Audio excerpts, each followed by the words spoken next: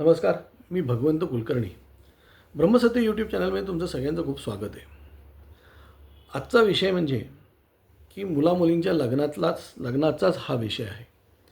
आणि आज एक आपल्याकडे ही की मुलामुलींच्या वागण्यामुळे आईवडिलांना किती त्रास होतो, मानसिक त्रास होतो, याचा मुलं कधीच विचार करतात का? हा मला पडलेला खूप मोठा प्रश्न आहे. म्हणजे की एकतर आपल्याकडे मुलांना आपण शिकवतो ते उत्तमच आहे आणि शिकवायलाच पाहिजे, त्याच्यामध्येही काही दुमत नाही आहे आपल्याला. पण शिकवताना शिकून झाल्यानंतर ती मुलं तुमच्या किती ऐकण्यात असतात. कारण हा जो भाग आहे ना, म्हणजे हे प्रॉब्लेम असा आहे ना की पूर्वी मा आपल्या सगळ्यांना म्हणजे माझ्या आधीच्या पिढीतल्या लोकांना सगळ्यांना म्हणजे आपल्या आजी आजोबांना 4-4, 5-5, 6-6 मुलं होती. म्हणजे माझ्या फॅमिलीमध्ये तर माझी आई 10 बहीण भावंडं, आणखीन माझे वडील 8 बहीण भावंडं. काय एवढा मोठा, त्यामुळे व्यापक हे आहे. त्यामुळे प्रत्येकजण आपल्या परीने वरती आला आणि मग प्रत्येकाला पुढे 2-2 मुलं साधारणतः झाली. आता ही जी 2 मुलं झालेली आहेत, तर प्रत्येक आईवडिलांनी त्या मुलांना अगदी काय म्हणतात त्याला, लाडामध्ये वाढवलेलं आहे. हा एक भाग झाला. आणि त्याच्यानंतरची जी पिढी आहे, म्हणजे आत्ता ते झेन्झी काय म्हणतात ना, त्याला ते एकच मुलं आहे. त्यामुळे कसं आहे की माझ्या मुलाला कुठला त्रास झाला नाही पाहिजे, माझ्या मुलाला हे नाही झालं पाहिजे.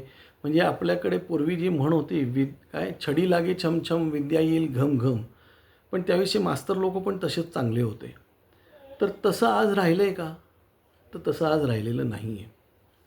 आज मास्तरांनी नुसतं ओरडलं किंवा वर्गाच्या बाहेर जरी बसवलं तर आपण लगेच आईवडील त्याच्यावर ऑब्जेक्शन घेतात.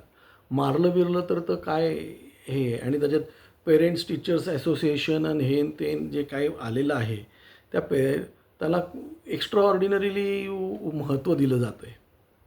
आणि त्या आपण आपल्या मुलांचा काय म्हणतात त्याला, फायदा करतो आहे का तोटा करतो आहे ह्याचा आपणच आईवडील विचार करत नाही. काय, कारण आपल्याला त्यांना शिस्तीत वाढवता येत नाही आहे. त्यांनी मागितलं की त्याच्या हातात आपण आणून देतो. काय म्हणजे झीज ही कधी आयुष्यात त्यांना पडलेलीच नाही आहे. त्यातून उत्तम शिक्षण घेतलेलं आहे. आणखीन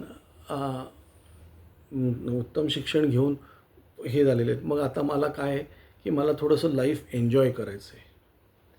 आणि हॉस्टेलमध्ये राहत असेल तरी ब्राह्मणांची मुलं त्या मनाने कमी आहेत, पण म्हणजे मराठी माणसांचीच मुलं त्या मनाने कमी आहेत. म्हणजे हे मी स्वतः सांगतो, कारण मी स्वतः एक सर्व्हिस अपार्टमेंट चालवतो पुण्यामध्ये.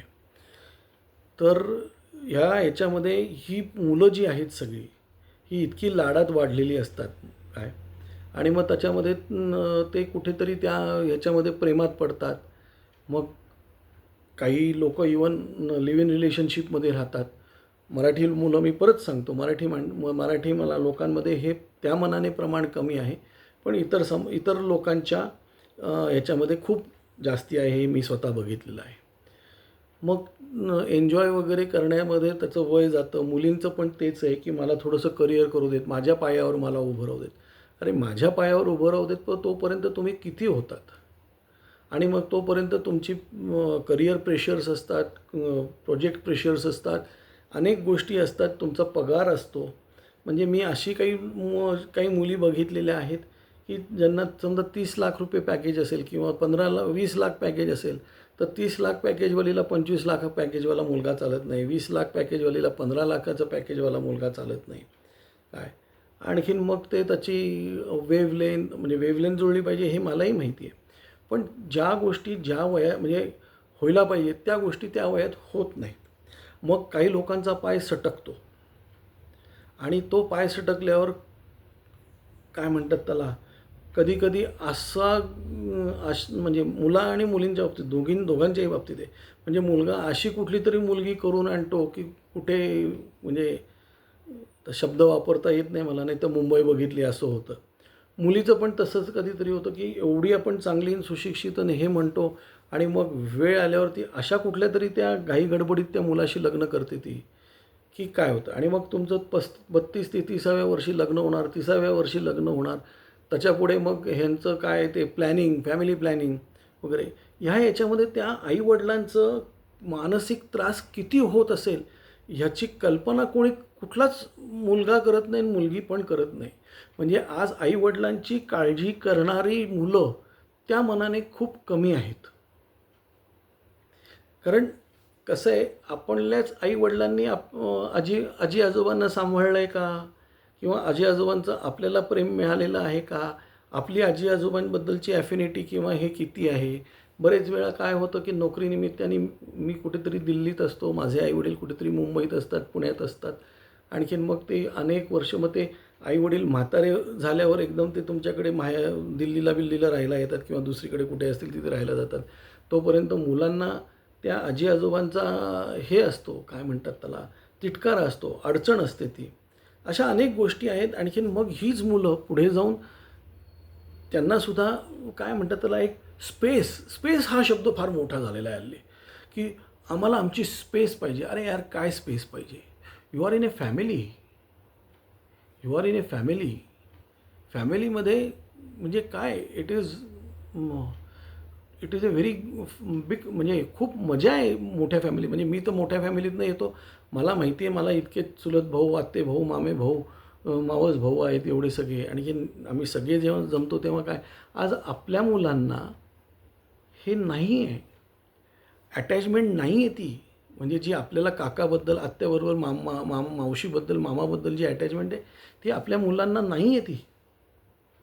कारण आहे किती एक किंवा दुसरा मामा तो पण कुठेतरी अमेरिकेत असतो. तो येतो कधी 3-4 वर्षांनी कधीतरी एकदा येतो पाहुण्यासारखा जातो. आणि अमेरिकेतल्या त्याच्या मुलांना तर आपली अडचणच होती इथे. त्यामुळे ह्या मुलांची जेव्हा लग्न करायची वेळ येते आणखीन ते असं काहीतरी विचित्र डिसिजन घेतात. काही लोकं म्हणतात मला लग्नच करायचं नाही, मला मुलंच नको आहेत. त्या आईवडिलांचा विचार करा ना तुम्ही. त्यामुळे मुलांच्या ह्या वागण्यामुळे आईवडिलांवर किती मानसिक ताण होतो याची कुठलीच मुलं विचार करत नाहीत. आज एवढंच. धन्यवाद.